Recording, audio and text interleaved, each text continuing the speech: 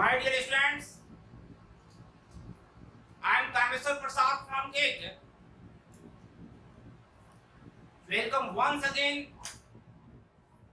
in my teaching of Indian civilization and culture. प्यारे बच्चों,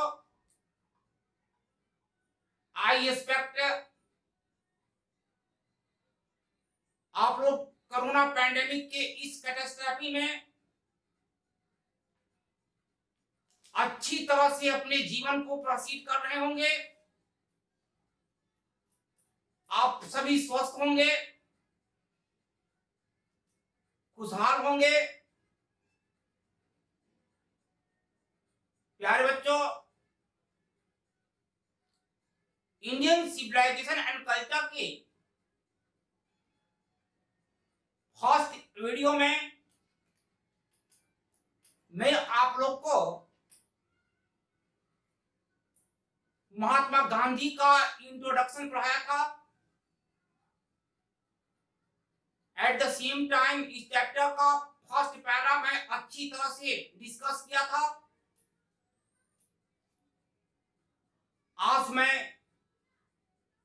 इस वीडियो के माध्यम से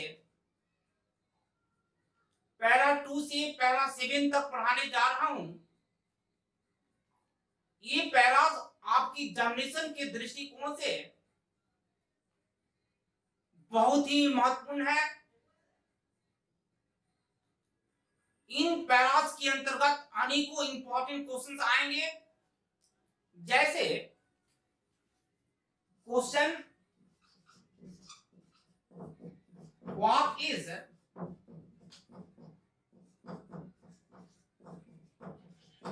सिविलाइजेशन, सभ्यता क्या है। इन पैराज के अंतर्गत आप इसका आंसर पाएंगे। उसी प्रकार question number 2, why did our ancestor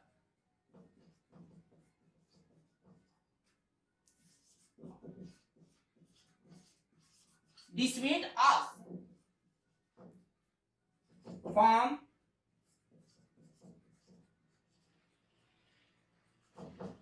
luxuries and pleasures. Why did our ancestors, क्यों हमारे पूर्वजों ने हम लोगों को अलग किया फ्रॉम लक्सरी, विलासिता से और आनंद से। इस प्रकार के अनेकों प्रश्न आज की इस स्टडी में आएगा, जिसका हम आपको आंसर बताऊंगा। तो प्यारे बच्चों, अब आगे पैरा 2 से आगे पढ़ने के लिए हम लोग अपने कंप्यूटर के स्क्रीन पर चले और आज का ये पढ़ाई को देखें। प्यारे बच्चों, नाउ स्टेंजा नंबर 2,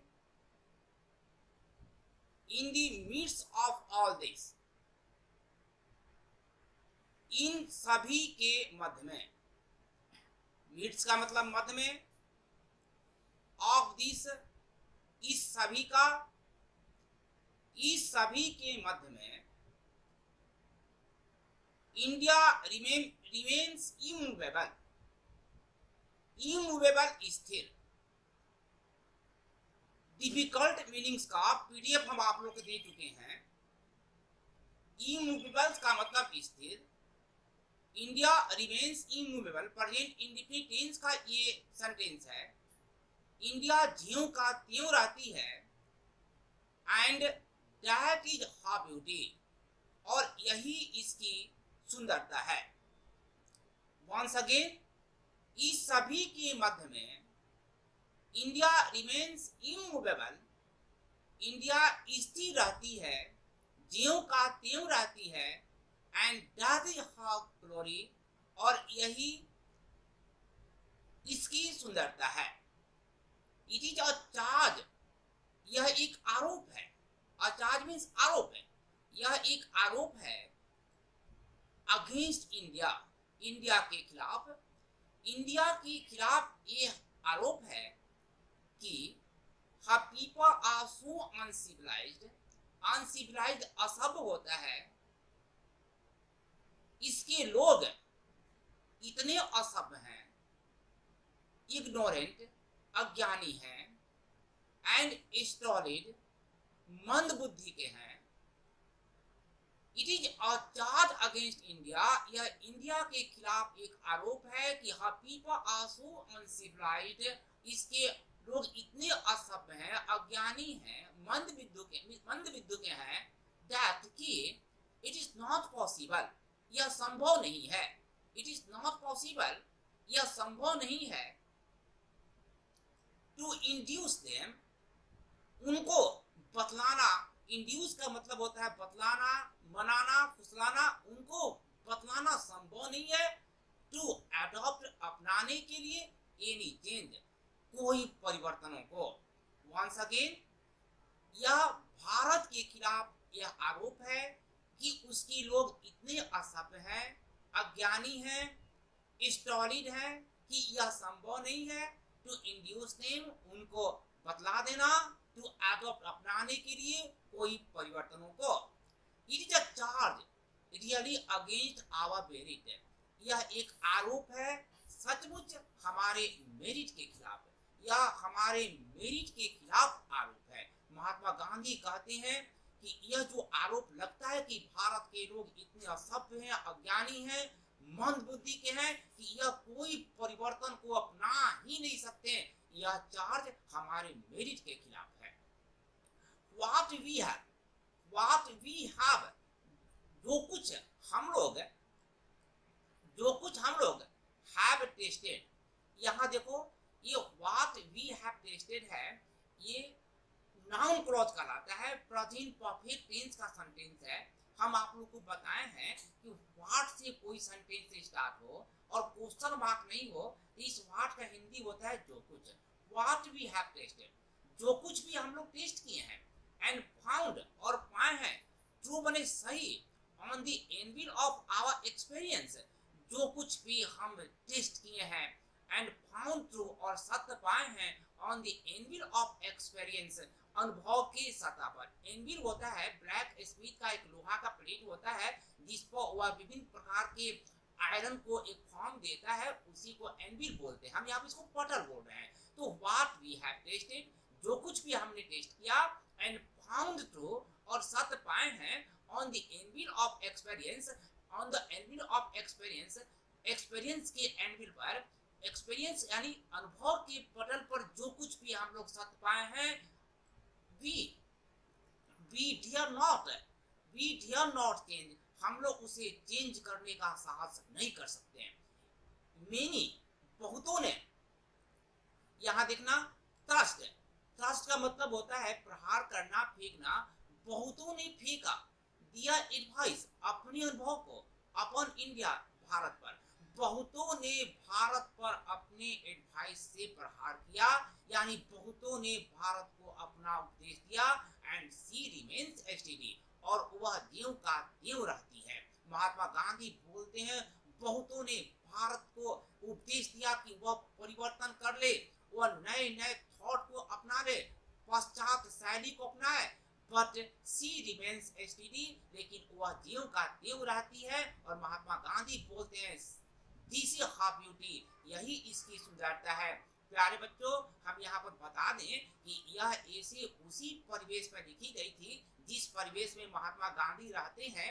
आज हम पूरी तरह से परिवर्तन हो चुके हैं, हम पश्चात शैली अपना लिए हैं या अपनाते जा रहे हैं, अतः हम इस ऐसे को उसी परिवेश में पढ़ेंगे जिस परिवेश में लिखी गई थी। सो इसीलिए महात्मा गांधी बोलते हैं कि बहुतों ने ट्रस्ट देयर एडवाइस, बहुतों ने अपना एडवाइस को फेंका, यानी अपने एडवाइस से प्रहार किया अपॉन इंडिया, भारत के ऊपर, बट सी रिमेन्स स्टेडी, लेकिन वह ज्यों का त्यों रहती है, and this is her beauty, और यही इसकी सुंदरता है। इट इज यहाँ देखना, it is the seat anchor. अब it is the seat anchor क्या होता है? It is the seat anchor, यहाँ देखना सीट एंकर का मतलब सुरक्षा, यह सुरक्षा है ऑफ आवर होप, हमारी आशा का, और यही हमारा हमारी आशा का सुरक्षा है। यानी महात्मा गांधी कहते हैं कि हमारी आशा है कि भारत ज्यों का त्यों रहेगा और इसकी हमारी जनरेशन, जो वर्तमान की जनरेशन है वह, यानी महात्मा गांधी के परिवेश वाले जनरेशन, वह उसकी सुरक्षा देते हैं और देते रहेंगे। इसीलिए महात्मा गांधी कहते हैं it is the sheet anchor of our hope, यह हमारी आशा की सुरक्षा है। Now stanza third. प्यारे बच्चों, स्टेंजा थर्ड में महात्मा गांधी सिविलाइजेशन की एक तरह का डेफिनेशन दिए हैं। ध्यान देखना, civilisation is that mode of conduct, that माने हुआ, मोड का मतलब रूप, ऑफ कंडक्ट का मतलब आचरण, सभ्यता आचरण का वह रूप है विच पॉइंट्स आउट सूचित करता है, जो सूचित करता है टू मैन मानव को दी पाथ ऑफ ड्यूटी, कर्तव्य के मार्ग को। ये बहुत इंपॉर्टेंट बात है, हम इसको रिपीट करें। ऑब्जेक्टिव क्वेश्चन में भी ये बात पूछता है कि सभ्यता क्या है। सभ्यता यानी civilisation is that mode of conduct, सभ्यता आचरण का वह रूप है विच पॉइंट, जो सूचित करता है, पॉइंट आउट जो सूचित करता है टू मैन मानव को दी पाथ ऑफ ड्यूटी, कर्तव्य के मार्ग को। परफॉर्मेंस ऑफ ड्यूटी, ये परफॉर्मेंस होता है प्रदर्शन, कर्तव्य ड्यूटी कर्तव्य का प्रदर्शन, एंड ऑब्जर्वेंस ऑफ मोरालिटी, नैतिकता का व्यवहार। ऑब्जर्वेंस बोलते हैं व्यवहार को, निरीक्षण को, यानी कर्तव्य का प्रदर्शन और नैतिकता का व्यवहार और कन्वर्टेबल टर्म्स, वो परिवर्तनशील पदों होते हैं। ये कन्वर्टेबल टर्म्स होता क्या है, यानी जो व्यक्ति ड्यूटी का प्रदर्शन कर रहा है और नैतिकता का ऑब्जर्वेशन कर रहे हैं, यानी कि नैतिकता का व्यवहार कर रहे हैं, इसको कांस्टेंट लगातार बनाए रखना चाहिए, इसको मेंटेन रखना चाहिए, क्योंकि यह परिवर्तनशील पद होते हैं। टू ऑब्जर्व यहाँ पर है, देखना इन्फिनिटिव है। टू ऑब्जर्व मतलब निरीक्षण करना, मोरालिटी नैतिकता को निरीक्षण करना, इज माने होता है टू अटेंड अपनाना, प्राप्त करना होता है, मास्टरी एकाधिकार को, ओवर आवर माइंड्स अपने दिमाग के ऊपर, आवर पैशंस अपने जुनूनों के ऊपर। इस लाइन को ध्यान समझना, महात्मा गांधी बोलते हैं कि टू ऑब्जर्व मोरालिटी, नैतिकता को अपनाना, नैतिकता को अपनाना इज माने होता है टू अटेंड का मतलब एकाधिकार को प्राप्त करना होता है, मास्टरी को प्राप्त करना होता है, ओवर माइंड्स दिमाग के ऊपर, एंड आवर पैशन और अपने जुनूनों के ऊपर। यानी जो व्यक्ति नैतिकता को अपनाता है वह अपने दिमाग के ऊपर, अपनी इच्छाओं के ऊपर, अपने जुनूनों के ऊपर वह एकाधिकार प्राप्त करके रखता है। यानी उसकी इच्छा चाहे कुछ भी वह करने के लिए करे, लेकिन वह अपने मन की बात सुनता है। नैतिकता उसको ऐसा बनाएगा कि उसे अपने माइंड के ऊपर, अपने जुनून के ऊपर एकाधिकार होगा। सो डूइंग, सो का मतलब ऐसा, यहाँ पर सो का मतलब ऐसा है, ये डूइंग प्रेजेंट पार्टिसिपल है, बताया है प्रेजेंट पार्टिसिपल का मतलब हुए में होता है, यानी ऐसा करते हुए, वी नो ऐसा करते हुए हम लोग जानते हैं, आवश्यक अपने आप को, यानी मानो अपने आप को कैसे जानेगा। यहाँ महात्मा गांधी बोलते हैं ऐसा करते हुए हम अपने आप को जानते हैं कि हमारी अस्तित्व क्या है। जो व्यक्ति नैतिकता को अपनाया है वही अपने दिमाग के ऊपर, अपने पैशन के ऊपर एकाधिकार प्राप्त किया है, और ऐसा करने का मतलब हुआ कि वह अपने आप को समझता है कि हमारी अस्तित्व क्या है। दी गुजराती इक्विवेलेंट फॉर सिविलाइजेशन, यहाँ देखना दी गुजराती, महात्मा गांधी चूंकि गुजरात के हैं, यहाँ इसलिए इन्होंने गुजरात से ही रेफर किया है। गुजराती, दी गुजराती इक्विवेलेंट बने समतुल्य फॉर सिविलाइजेशन, सभ्यता के समतुल्य गुजराती का मीन्स मतलब होता है गुड कंडक्ट, अच्छा आचरण। महात्मा गांधी यहाँ समझाने की कोशिश करते हैं कि सिविलाइजेशन का मतलब होता है अच्छा आचरण, सिविलाइजेशन जो गुजराती के समतुल्य है। अतः महात्मा गांधी कहते हैं कि गुजराती का भी मतलब होता है अच्छा आचरण, यानी गुजराती जो सभ्यता के समतुल्य होते हैं उसका मतलब ही होता है अच्छा आचरण। तो प्यारे बच्चों, नंबर 3 को हम जल्दी से रिपीट कर दें। ये बहुत इंपॉर्टेंट स्टेंजा आपकी एग्जामिनेशन के दृष्टिकोण से, आप लोग इसको बार बार पढ़िए, समझिए। सभ्यता आचरण का वह रूप है जो मानव को सूचित करता है, कर्तव्य के मार्ग को सूचित करता है। ड्यूटी का प्रदर्शन, कर्तव्य का प्रदर्शन और नैतिकता का व्यवहार, ये दोनों कन्वर्टेबल टर्म्स होते हैं। जो व्यक्ति नैतिकता को ऑब्जर्व कर रहा है, नैतिकता को निरीक्षण कर रहा है, वही व्यक्ति अपने पैशन के ऊपर, अपने दिमाग के ऊपर एकाधिकार प्राप्त कर लेता है। ऐसा करते हुए हम अपने आप को जानते हैं गुजराती जो सभ्यता के समतुल्य होता है उसका मतलब ही होता है अच्छा आचरण। Now stanza 4, if this definition be correct, यदि यह डेफिनेशन सही हो। कौन सा डेफिनेशन? कि सभ्यता आचरण का वह रूप है जो मानव की उसके कर्तव्य का मार्ग बतलाता है। महात्मा गांधी ने जो बातें स्टेंजा 3 में कहा उसी के संदर्भ में ये बात बोल रहे हैं कि if this definition be correct, यदि यह डेफिनेशन सही हो, देन तब इंडिया, यहाँ पर देखो बच्चों कॉमा है और यहाँ भी सोन के पास कॉमा है, तो इसको जो एज से लेकर सोन तक लिखा वो एपोजिशन हुआ। थोड़े समय के लिए अब इसको नहीं पढ़ रहे हैं। देन तब इंडिया का जो वर्ब है यहाँ पर has, India has nothing, India के पास कुछ नहीं है, टू लर्न, सीखने के लिए, फ्रॉम एनीबॉडी एल्स, किसी और से। तो हम देखें कि बीच में क्या बोल रहा है।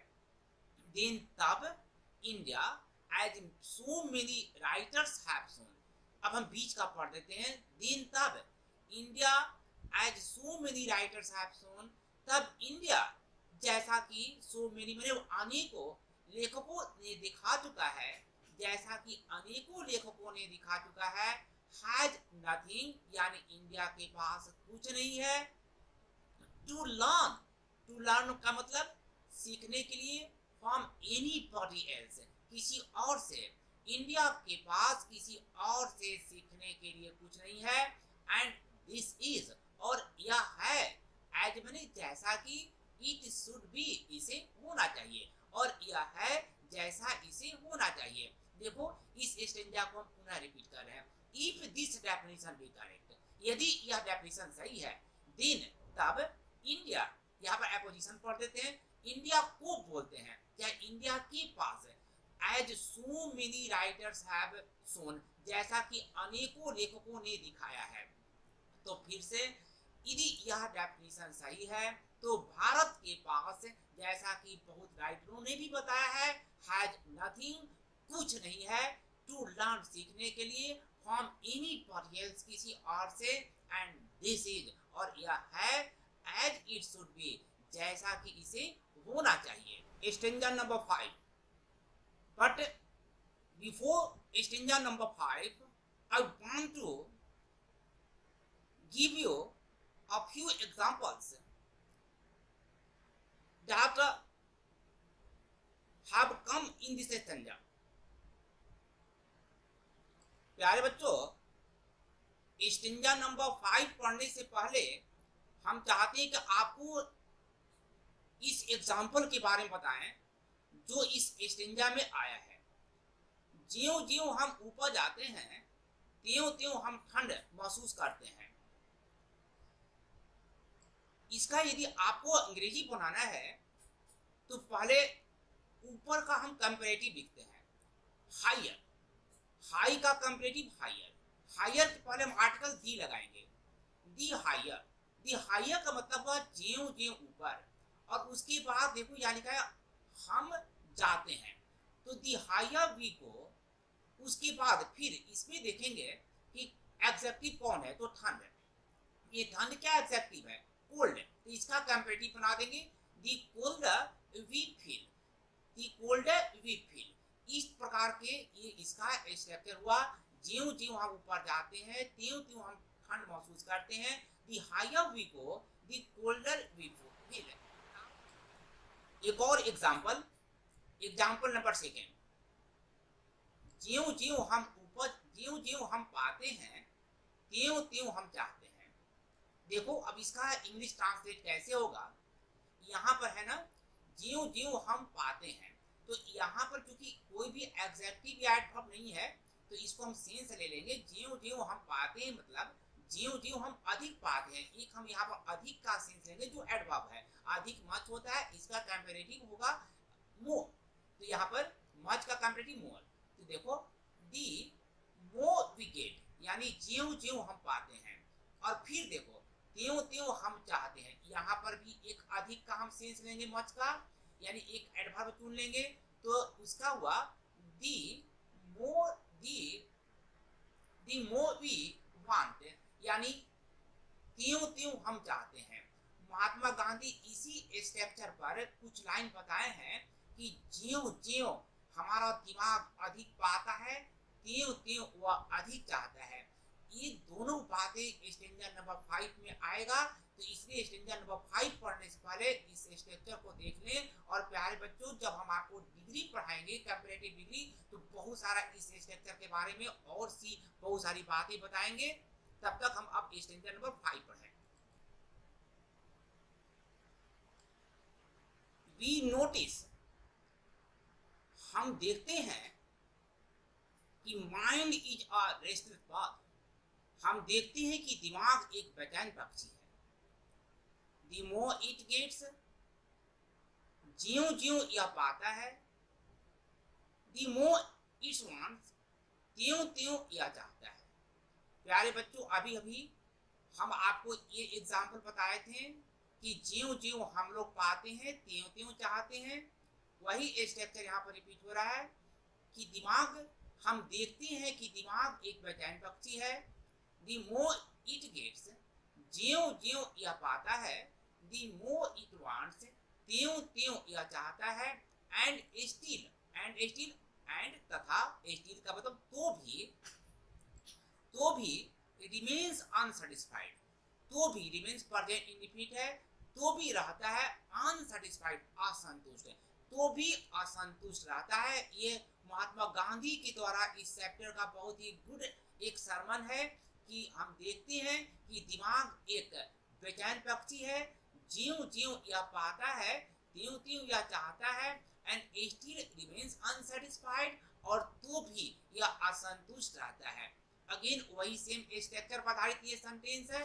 दी मोर वी इंडल्ज, ज्यों ज्यों हम लिप्त होते हैं, इंडल्ज का मतलब लिप्त होते हैं, इन आवर पैशंस, अपने जुनूनों में, ज्यों ज्यों हम अपने जुनूनों में, अपनी इच्छाओं में लिप्त होते हैं, दी मोर अनब्राइडल अनियंत्रित दे बिकम, त्यों त्यों वे इच्छाएं, बिकम का मतलब होती हैं, त्यों त्यों अनियंत्रित वे इच्छाएं होती है।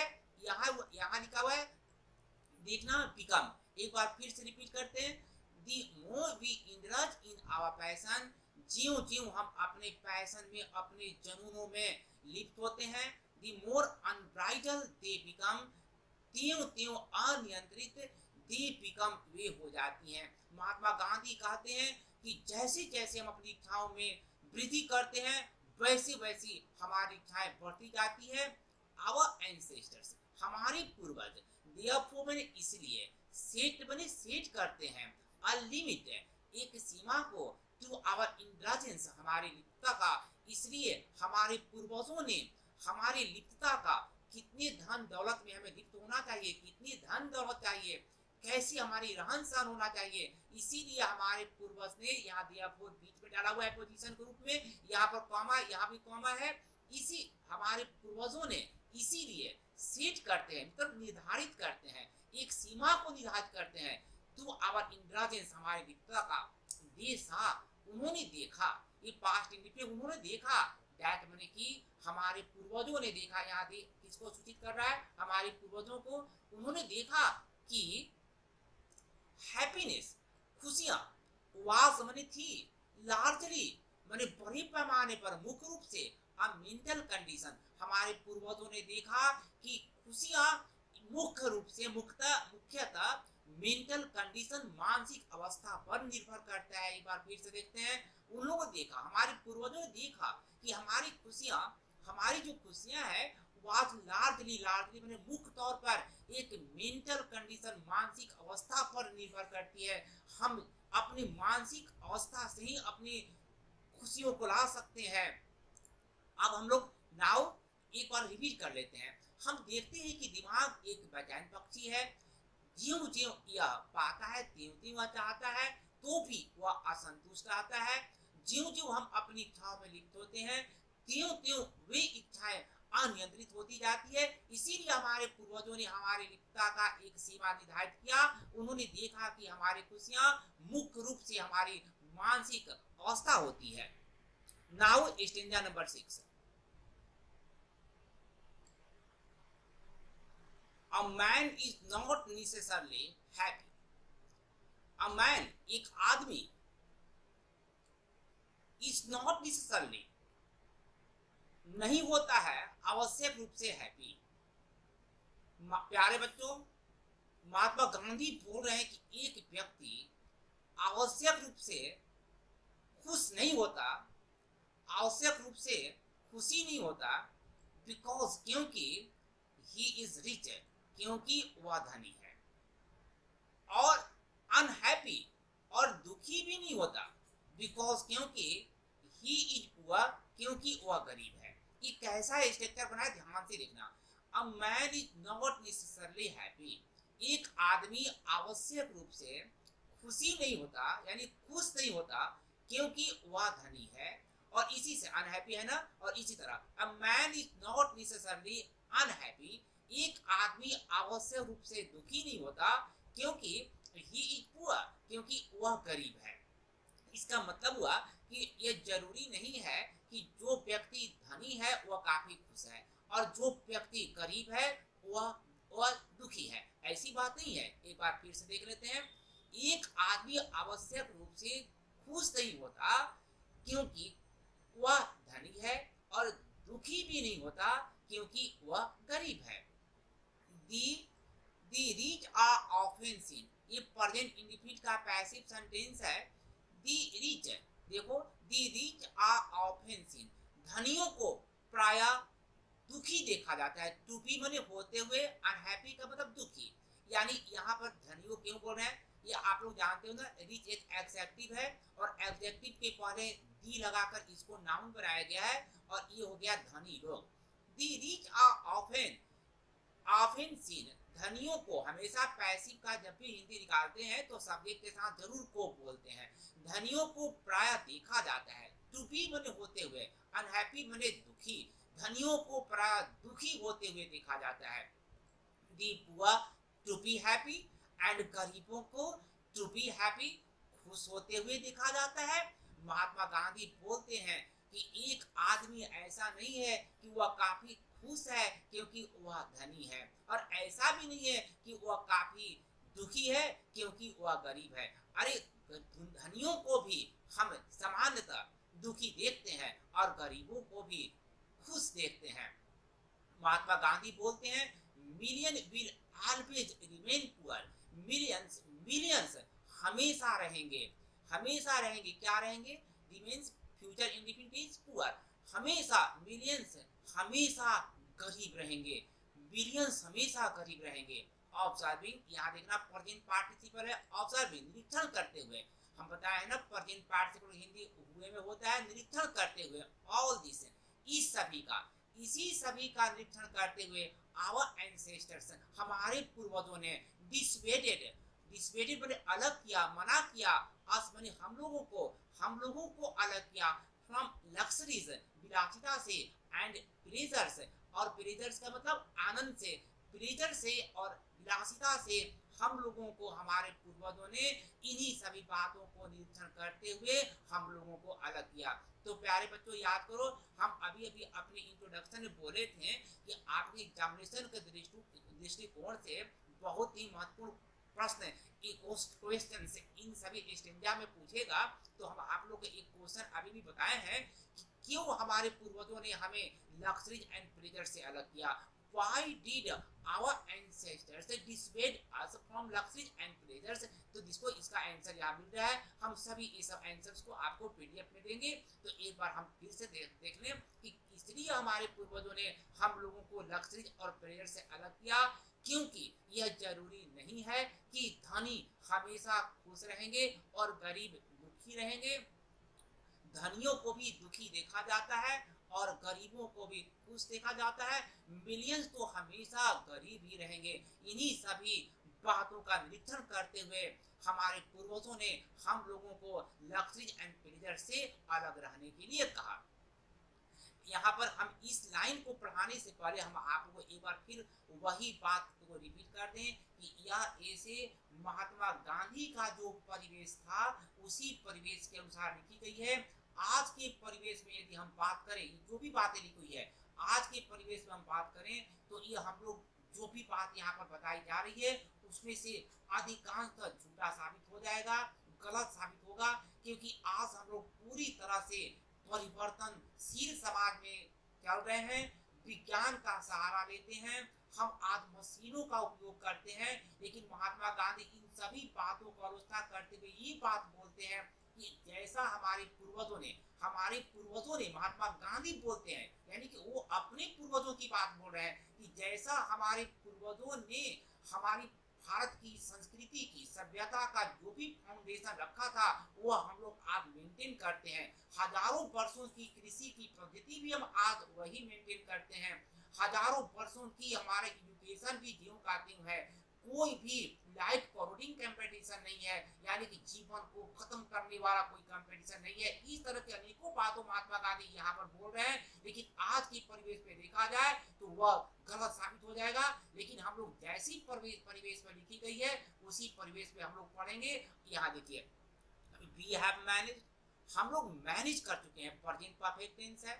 With same kind of plough, हम लोग उसी प्रकार के जोत को हम मैनेज किए हैं, उसी प्रकार के कृषि की पद्धति को मैनेज किए हैं। प्लाउ का मतलब होता है जोत, यानी कि कृषि की पद्धति एज एग्जिस्टेड, जैसा कि जीवित थी थाउजेंड्स ऑफ इयर्स एगो, हजारों हजार वर्ष पहले। महात्मा गांधी बोलते हैं कि हम लोग उसी प्रकार के कृषि की पद्धति की मैनेज किए हैं जैसा कि हजारों वर्ष पहले था। और प्यारे बच्चों, आज के परिवेश में देखोगे तो हमारी कृषि की पद्धति बहुत बदल गई है, लेकिन जिस परिवेश में बात कही गई है उसी परिवेश की हम लोग चर्चा करें। फिर आगे देखते हैं, वी हैव रिटेन, हम लोग धारण कर चुके हैं, हम लोग अपना चुके हैं। सेम काइंड ऑफ कॉटेज, उसी प्रकार की झोपड़ियों को, दैट हैड, जिसको हम लोग रखे थे इन फॉर्मर टाइम्स, पिछले युगों में। महात्मा गांधी एक बार फिर वही बात बोल रहे हैं अपने परिवेश का कि हम लोग उसी प्रकार की झोपड़ियों को धारण किए हैं जिसको हम लोग पिछले समय, पूर्व समय में रखे थे, यानी कि हजारों हजार वर्ष से जो हमारी रहन घर की स्थितियां थी, झोपड़ियां थी, आज हम ज्यों का त्यों है। बोलो बच्चों, क्या आज वैसा है? नहीं ना। तो ये महात्मा गांधी की परिवेश की बातें कही जा रही है कि हम लोग उसी प्रकार का, देख लो एक बार फिर से, एक प्रेजेंट परफेक्ट है, हम लोग दी सेम काइंड का मतलब उसी प्रकार के झोपड़ियों को धारण किए हैं जो हम लोग रखे थे। यहाँ पर रखना अर्थ में हैड, जैसे होता है ना कि मेरे पास एक किताब था, आई हैड अ बुक, उसी प्रकार तो जो हम लोग पूर्व युग में रखे थे। एंड देखो, and our indigenous education remains the same as before, यहाँ पर लेखक बोल रहे हैं। और आवर यानी हमारी, इंडिजिनस क्या होता है? स्वदेशी।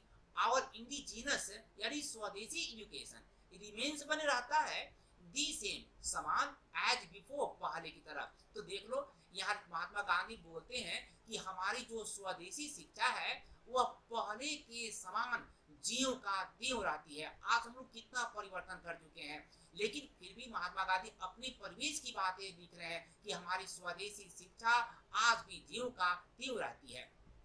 वी हैव हैड, ये प्रेजेंट परफेक्ट है। वी हैव हैड, हम लोग रख चुके हैं। वी हैव हैड का मतलब हम लोग रख चुके हैं। नो सिस्टम, कोई प्रणाली नहीं, ऑफ लाइफ कोडिंग कंपटीशन, जीवन को नष्ट करने की प्रतियोगिता वाली। लाइफ कोडिंग का मतलब जीवन को नष्ट कर देने वाली कंपटीशन, प्रतियोगिता। वी हैव हैड हम लोग रख चुके हैं नो सिस्टम, कोई भी प्रणाली नहीं ऑफ लाइफ करोडिंग कंपटीशन, जीवन के नष्ट कर देने वाली प्रतियोगिता का। महात्मा गांधी अपने अपने परिवेश की बात बोल रहे हैं कि हमारे पास जीवन को नष्ट कर देने वाली कोई प्रतियोगिता नहीं है। प्यारे बच्चों, आज देखोगे तो जीवन की नष्ट कर देने वाली कितनी प्रतियोगिता है, हर एक स्पीयर्स में ही आपको कंपटीशन दिखेगा। तो महात्मा गांधी अपनी बोल रहे हैं कि हम लोग हजारों वर्ष पहले जो हमारे पूर्वजों ने जो बात कही है उसको हम लोग मेंटेन करते हैं, इसीलिए महात्मा गांधी बोलते हैं। और इस बात को वो प्राउड भी फील कर रहे हैं कि हम बहुत ज्यादा हम लोग अपने अपनी जो प्राचीन परंपरा है, चाहे वो कृषि की पद्धति हो, शिक्षा की पद्धति हो, रहन सहन हो, सबको हम लोग मेंटेन करके रखे हुए हैं। इस पे महात्मा गांधी बहुत प्राउड फील कर रहे हैं। मैं मानता हूं कि वर्तमान परिवेश में यह नहीं चलेगा, इसलिए हम इस बात को बोल रहे हैं। लेकिन महात्मा गांधी जो कुछ भी लिख रहे हैं, जो परिवेश पर लिख रहे हैं, उस पर हम विचार करें, उसको हम थिंकिंग करें। तो महात्मा गांधी क्या बोल रहे हैं? We have had no system, हमारे पास कोई प्रणाली नहीं है ऑफ लाइफ करोडिंग कंपटीशन, जीवन को नष्ट करने वाली प्रतियोगिता की कोई प्रणाली नहीं है।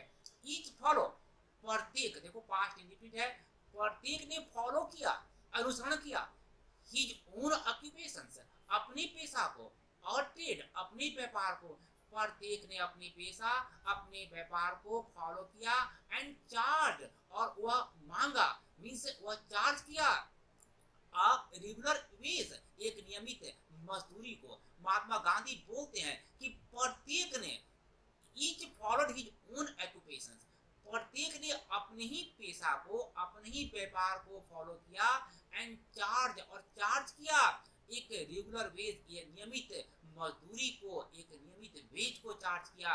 इट वाज नॉट, ध्यान से पढ़ना, इट वाज नॉट, यह नहीं था, यानी ऐसा नहीं था, दैट की वी डिड नॉट नो, ऐसा नहीं था कि हम नहीं जानते थे, हाउ टू इन्वेंट, कैसे आविष्कार किया जाए, मशीनरी, मशीनों को। महात्मा गांधी बोलते हैं कि ऐसा नहीं था कि हम लोग नहीं जानते थे कि मशीनों का आविष्कार कैसे किया जाए। इस लाइन को देखना, इट वाज नॉट, ऐसा नहीं था, दैट माने कि वी डिड नॉट नो, हम नहीं जानते थे, हाउ टू इन्वेंट, कैसे इन्वेंट किया जाए मशीनरी, मशीनों को, ऐसा नहीं था कि मशीनों को कैसे इन्वेंट किया जाए।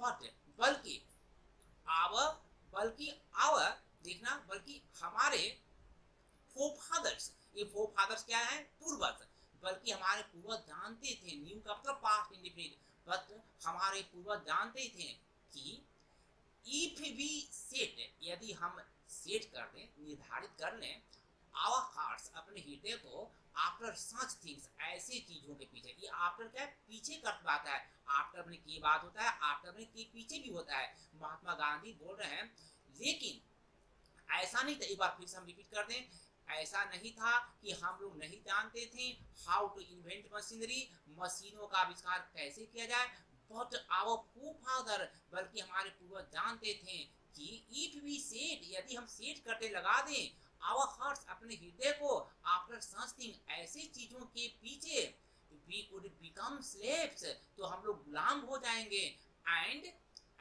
Loose our moral fibre, moral fibre होता है नैतिकता, और हम अपनी नैतिकता को खो देंगे। तो हम इसको थोड़ा एक्सप्लेन कर दें, महात्मा गांधी क्यों ऐसा बात बोलते हैं कि ऐसा नहीं था कि हम लोग नहीं जानते थे कि मशीनों का आविष्कार कैसे किया जाए, बल्कि हमारे पूर्वज जानते थे कि यदि हम ऐसी चीजों के पीछे अपने हृदय को सेट करेंगे तो हम गुलाम बन जाएंगे और हम अपनी नैतिकता को खो देंगे। तो आखिर में कैसे?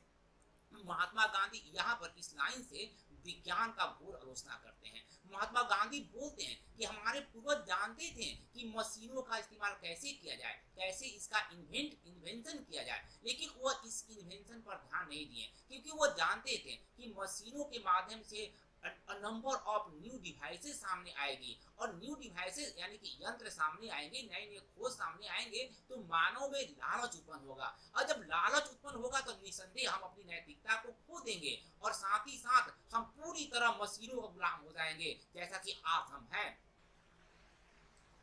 तो हाँ प्यारे बच्चों, तो महात्मा गांधी ऐसा बोल रहे हैं कि यदि हम नए नए खोजों के पीछे भागेंगे तो निसंदेह हमारे अंदर लालच उत्पन्न होगा, और इस प्रकार हमारी नैतिकता की पतन भी होगी, और एट द सेम टाइम हम मशीनों को पूरी तरह से गुलाम हो जाएंगे। दे किसके लिए है? पूर्वजों के लिए। दे देयरफॉर इसलिए वे आफ्टर ड्यू डेलिब्रेशन भली भांति विचार करना होता है। इसीलिए यहाँ पर दे के बाद कॉमा है ना, और उसके बाद देयरफॉर है, उसके बाद कॉमा है, ये इसलिए है जो बीच में डाला हुआ है, ध्यान देना।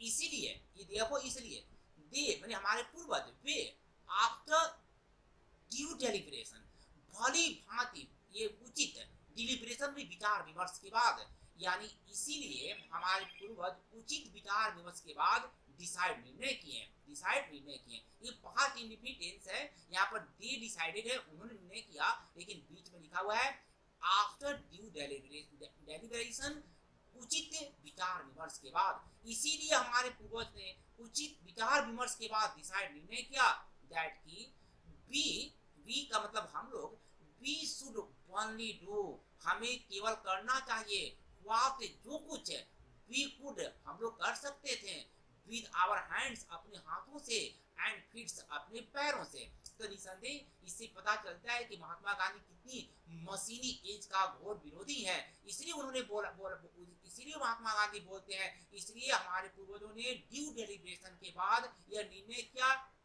कि हम लोगों को शुड ओनली डू केवल करना चाहिए, व्हाट वी कुड जिसको हम लोग कर सकते थे, विद आवर हैंड्स अपने हाथों से, एंड फीट अपने पैरों से। उन्होंने देखा दैट की आवर रियल हैप्पीनेस, उन्होंने देखा, उन्होंने का मतलब हमारे पूर्वजों ने देखा, दैट मैंने की आवर रियल हैप्पीनेस हमारी वास्तविक खुशियां, एंड हेल्थ और वास्तविक स्वास्थ्य, उन्होंने देखा कि हमारी वास्तविक खुशियां, हमारा स्वास्थ्य कंसिस्ट मैंने जुटा है इन दी प्रॉपर यूज, उचित यूज में, ऑफ आवर हैंड्स अपने हाथों का, एंड फीट्स पैरों का। उन्होंने देखा यानी हमारे पूर्वजों ने देखा कि हमारी खुशियां वास्तव में, हमारी जो खुशियां है, हमारा जो हेल्थ है, वह हाथ और पैर के प्रॉपर यूज में कंसिस्ट है। तो इस प्रकार से प्यारे बच्चों, ये जो 6 स्टेंजा था ना, वो आधुनिक परिवेश में अप्लाई नहीं होता। हम चाहते हैं कि आप लोग ना ये 6 स्टेंजा काफी इंपॉर्टेंट है। नीचे से भी क्वेश्चन है, बहुत इंपॉर्टेंट क्वेश्चन है कि महात्मा गांधी कैसे बोलते हैं कि हमारा स्वास्थ्य ठीक रहेगा, और महात्मा गांधी क्यों साइंस का इतना घोर विरोधी है। इन सभी बातों पर आपको ध्यान देना होगा। तो हम चाहते हैं कि स्टेंजा नंबर 6 को एक बार हम हिंदी में रिपीट कर दें। एक आदमी आवश्यक रूप से खुश नहीं होता क्योंकि वह धनी है, और दुखी भी नहीं होता क्योंकि वह गरीब है। धनियों को प्राय दुखी देखा जाता है, गरीबों को प्राय खुश होते हुए देखा जाता है। मिलियंस हमेशा गरीब रहेंगे। इन सभी बातों का निरीक्षण करते हुए हमारे पूर्वजों ने हम लोगों को लग्जरी एंड प्लेजर से अलग रहने के लिए सलाह दिया, अलग अलग रहने के लिए कहा। हम लोग, महात्मा गांधी बोलते हैं, हम लोग उसी प्रकार की कृषि की पद्धति को मैनेज किए हैं जैसा कि हजारों वर्ष पहले था। हम उसी प्रकार की झुपड़ियों में रहते हैं जैसा कि हम लोग पूर्व युगों में रखे थे। हमारी स्वदेशी शिक्षा भी पहले की तरह समान रहती है। हमारे पास जीवन को नष्ट करने की कोई प्रवृत्ति नहीं है। प्रत्येक अपने व्यापार को, अपने पेशा को करते हैं और नियमित मजदूरी लेते हैं। ऐसा नहीं था कि हम लोग नहीं जानते थे कि मशीनों का इन्वेंट कैसे किया जाए, बल्कि हमारे पूर्वज जानते थे कि यदि हम लोग ऐसी चीजों के पीछे यानी वैज्ञानिक मशीनों के पीछे अपने हृदय को लगा देंगे तो हम गुलाम बन जाएंगे, इसका मशीनों का गुलाम बन जाएंगे और हमारी नैतिक पतन हो जाएगी। और इसीलिए काफी डिलिब्रेशन के बाद उन्होंने निर्णय किया कि हम लोग को केवल करना चाहिए वैसी चीजों करना चाहिए जो कुछ भी अपने हम हाथ और पैर से कर सकते हैं। उन्होंने देखा कि हमारी वास्तविक खुशियां, हमारा हेल्थ, ये सब हमारे हाथ और पैर के प्रॉपर यूज में ही समाहित है। Now stanza number 7, they further reasoned. ये देखो, दे क्या है, हमारे पूर्वजों ने फादर का मतलब आगे, रीजन का मतलब तर्क देना। ऐसे रीजन का मतलब कारण भी होता है, लेकिन चूंकि वर्ब है तो तर्क देना। दे फर्दर रीजन, उन लोगों ने आगे तर्क दिया कि लार्ज सिटीज, बड़े बड़े शहर, वेयर थे अस्नेयर, एक स्नेह थे, जाल थे, एंड तथा यूजलेस इनकम्बरेंस और व्यर्थ भार थे।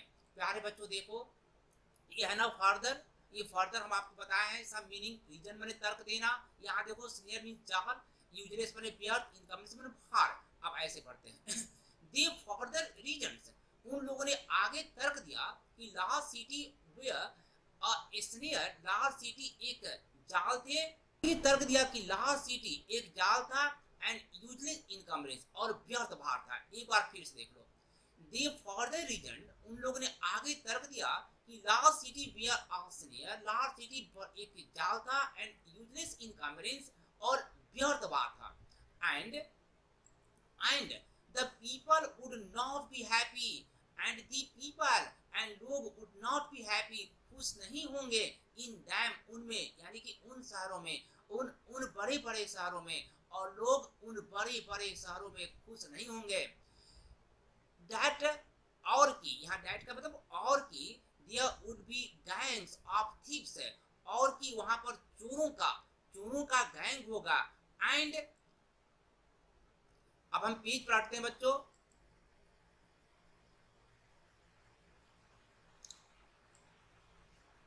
Roberts, that there would be gang of thieves, यानी चोरों की गैंग होगी, एंड रॉबर्ट्स, और डाकुओं की गैंग होगी। प्रोस्टिट्यूशन, ये क्या होता है, वेश्यावृत्ति, एंड प्रोस्टिट्यूशन होगा, एंड वाइस, और बुराई होगी।